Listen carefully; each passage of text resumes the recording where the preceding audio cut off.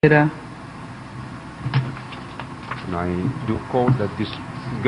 darles la bienvenida. Es esta una reunión histórica en el mundo. En nombre de la Asamblea General presidida ahora por Libia, en nombre de la Unión Africana y en nombre de 1000 reinos africanos tradicionales y en mi propio nombre, quisiera aprovechar esta oportunidad para felicitar a nuestro hijo Obama, quien por primera vez asiste a la Asamblea General en su calidad de presidente de los Estados Unidos, y los saludamos por ser el país anfitrión de esta reunión. Esta reunión ocurre en la culminación de muchos retos que enfrentamos. El mundo entero debe unirse y fusionar esfuerzos serios para derrotar esos problemas, esos desafíos que son enemigo común de todos nosotros, los desafíos del clima, de la crisis internacional, el deterioro capitalista económico y la crisis alimentaria.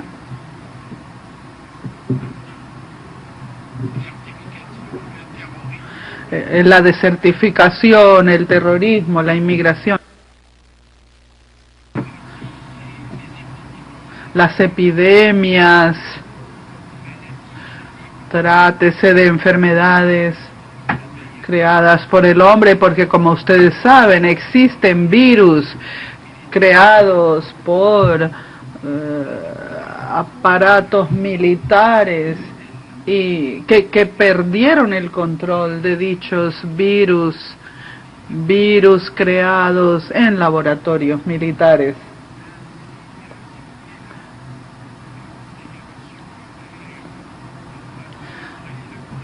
También tenemos la proliferación nuclear, pero por otra parte existe la proliferación de la hipocresía, del materialismo, de la inmoralidad.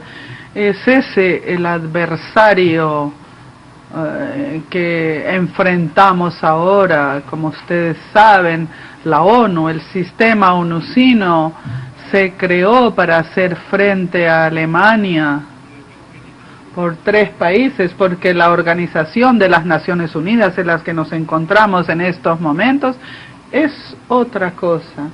Como ustedes saben, la organización inicial se creó para enfrentar a Alemania por 3 países que constituyeron un consejo al que se llamó Consejo de Seguridad, y esos países se concedieron ese derecho, el derecho que llamamos derecho de veto. Es decir, que esos países, por así decirlo, nos crearon un vestido que nos dijeron, pórtenlo.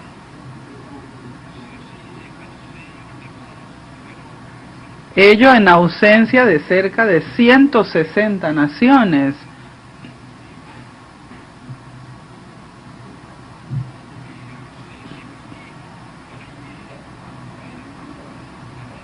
Esos países crearon la carta. Tengo aquí en mis manos la carta, cuyo preámbulo es una cosa.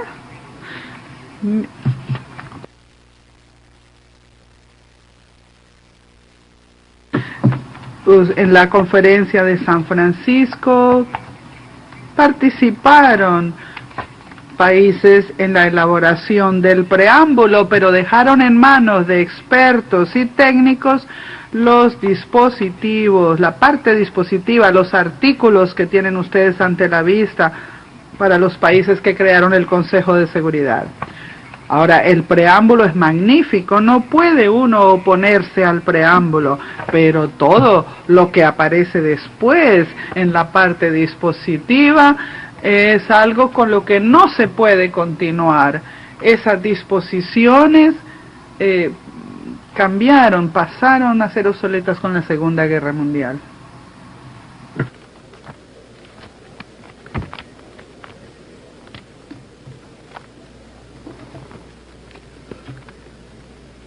الديباجة تقول إن الأمم.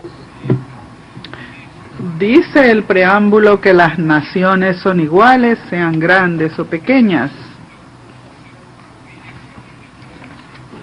¿Somos iguales en los puestos permanentes? No, no lo somos. Ello a pesar de que el preámbulo dice que todas las naciones son iguales, sean grandes o pequeñas. Pero ¿y tenemos el derecho de veto? ¿Somos iguales? Dice el preámbulo que somos iguales en nuestros derechos, sean grandes o pequeños. Eso fue lo que convinimos en el preámbulo, de manera que el veto es contrario a la Carta. Los estados permanentes son contrarios a la Carta. Eso no lo aceptamos, eso no lo reconocemos. Neither do we recognize it. الميثاق يقول. La Carta dice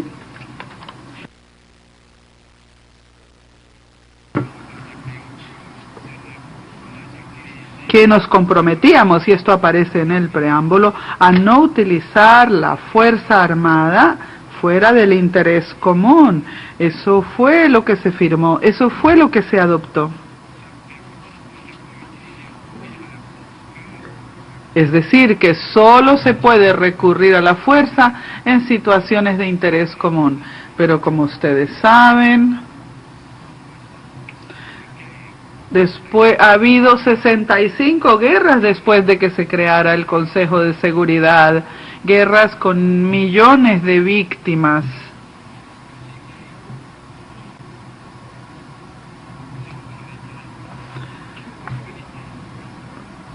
¿Redundan en el interés común de la humanidad estas guerras? No. Se han librado en aras de los intereses de un Estado, de unos pocos países. Hay que ver si estas guerras se libraron en aras del interés común. Pues he aquí una contradicción con el preámbulo de la Carta. Este es un ejemplo. Si los asuntos no se llevan a cabo de acuerdo con el texto del preámbulo, nosotros vamos a rechazarlo. Porque yo no estoy hablando de forma diplomática, yo no le tengo miedo a nadie, debo decir la realidad. No tengo por qué complacer a este o aquel. Se trata de cosas realmente muy importantes para la humanidad. Y ha habido unas 65 guerras en nombre de las Naciones Unidas.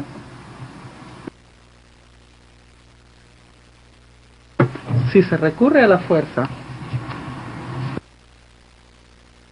es necesario que sea una fuerza de la ONU, con la participación del Estado Mayor, y que el Estado Mayor Mundial, por así decirlo, o sea, no deben ser 2 o 3 estados solamente los que lo hagan.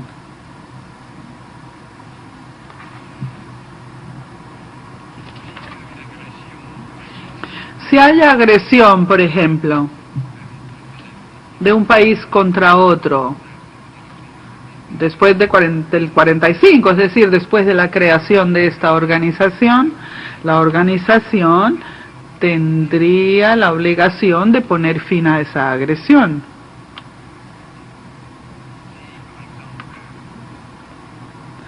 Si, por ejemplo, Libia atacara o agrediera a Francia, por ejemplo, sería necesario que la organización disuadiera a Libia, porque Francia es un país soberano e independiente y miembro de las Naciones Unidas, y nosotros, en tanto que organización, tenemos el deber de defender la soberanía de todos los países miembros.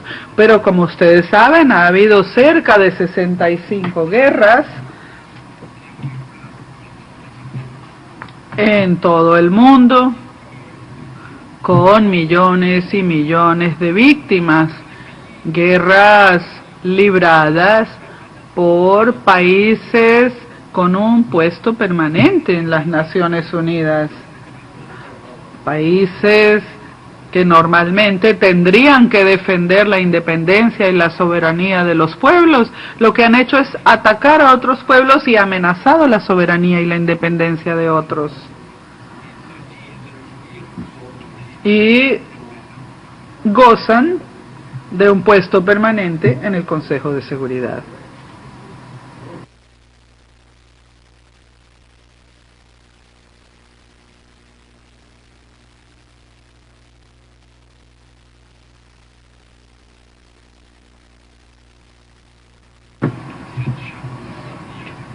En esta carta no hay ninguna disposición que habilite a la ONU, por ejemplo, a intervenir en un país por su sistema político, que es un asunto interno de un país miembro. Nadie tiene derecho a intervenir en situaciones internas. Por ejemplo, un sistema capitalista, reaccionario, revolucionario, progresista, democrático, dictatorial, tienen ustedes plena libertad.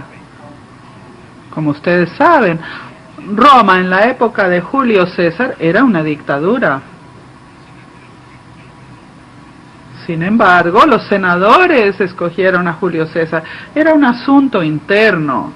Nadie le fue a decir a Julio César, ¿por qué tiene usted una dictadura? Ni nada por el estilo. El veto, por ejemplo, no se menciona en la carta. Si se nos hubiera hablado del veto, no nos hubiéramos hecho miembros de las Naciones Unidas. ¿Por qué un solo país va a gozar de un derecho y se oponga radicalmente a todas las resoluciones y decisiones de las demás naciones? ¿Quién le otorgó ese escaño permanente a ese país? Se trata de países que ellos mismos se auto-otorgaron un escaño permanente. Tanto que comunidad internacional se le dio un asiento internacional a la China, pero los otros países fue una dictadura, impusieron su voluntad a las otras naciones para otorgarse un puesto permanente. La reforma de las Naciones Unidas no es una orientación hacia el aumento del número de puestos.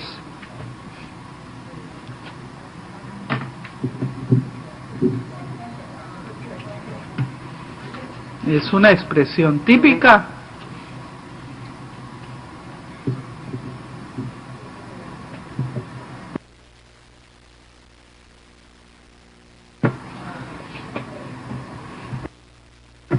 de... ¿Por qué va a empeorar la situación?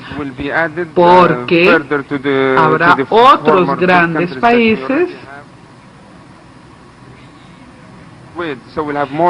que van a unirse a los grandes países actualmente miembros del Consejo de Seguridad. Por eso nosotros no estamos de acuerdo con que simplemente aumente el número de puestos permanentes. Es realmente peligroso añadir a otros grandes países a los que ya están ahí. Esto va a perjudicar a las naciones pobres del tercer mundo. Hay 100 de estados, pequeños estados, que son miembros de un foro de pequeños estados.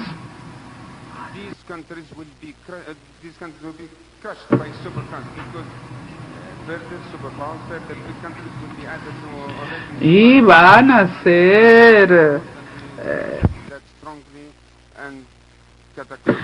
a ser empujados por los grandes países, y yo me opongo a eso.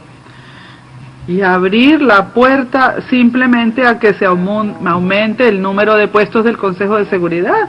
Y lo que se va a hacer es aumentar la injusticia, la opresión, incluso la tensión, la competencia y rivalidad entre estados por obtener puestos permanentes. Entre Italia, por ejemplo, y Alemania.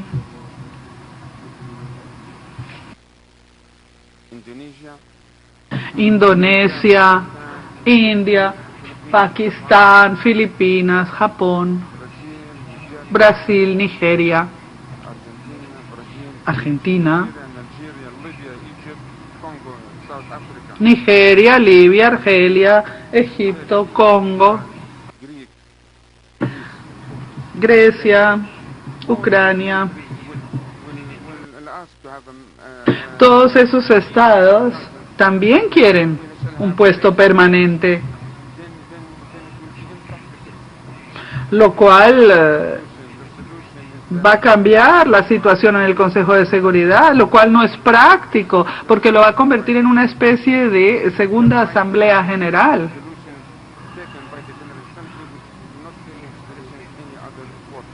La solución es hacer de la Asamblea General el instrumento principal de las Naciones Unidas y cerrar la puerta al aumento de los puestos.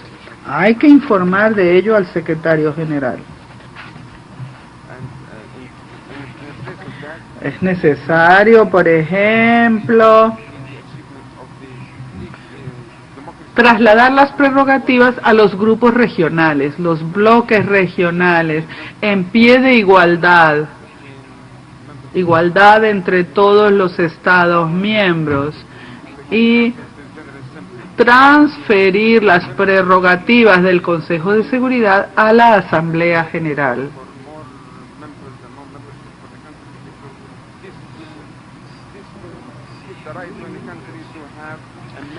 Si se acepta la propuesta actual, es decir, abrir la puerta, todos los países van a pedir ser miembros. Pero si se abre a los bloques regionales, Italia, por ejemplo, nos va a decir, yo tengo derecho,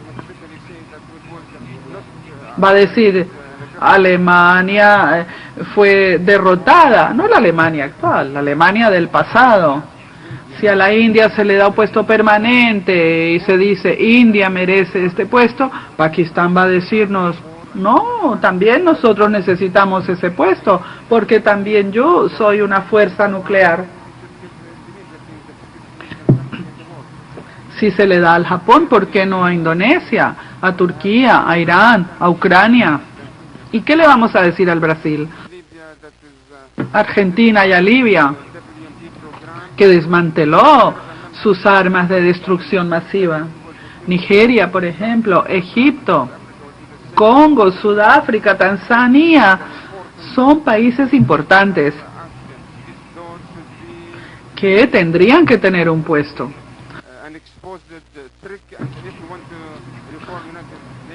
Ampliar el Consejo de Seguridad realmente es un engaño. Lo único que se va a hacer es traer a otros grandes estados para ponerlos en el Consejo junto con los otros grandes estados que ya están ahí. La solución entonces es la democracia. Sería un Congreso universal, un Congreso mundial, es decir, la Asamblea General. Habría que trasladar las atribuciones o prerrogativas del Consejo de Seguridad hacia la Asamblea General. Y que ésta sea el órgano legislativo. Esa es la democracia. El Consejo de Seguridad debería depender de la Asamblea General, que es el órgano que tiene el poder legislativo del mundo. Dice aquí que la Asamblea General hace esto o aquello, pero es lo contrario. Es el Consejo de Seguridad el que tendría que hacer esto o aquello por órdenes, por así decirlo, de la Asamblea General, y no a la inversa, que el Consejo de Seguridad ordene a la Asamblea General hacer esto o aquello.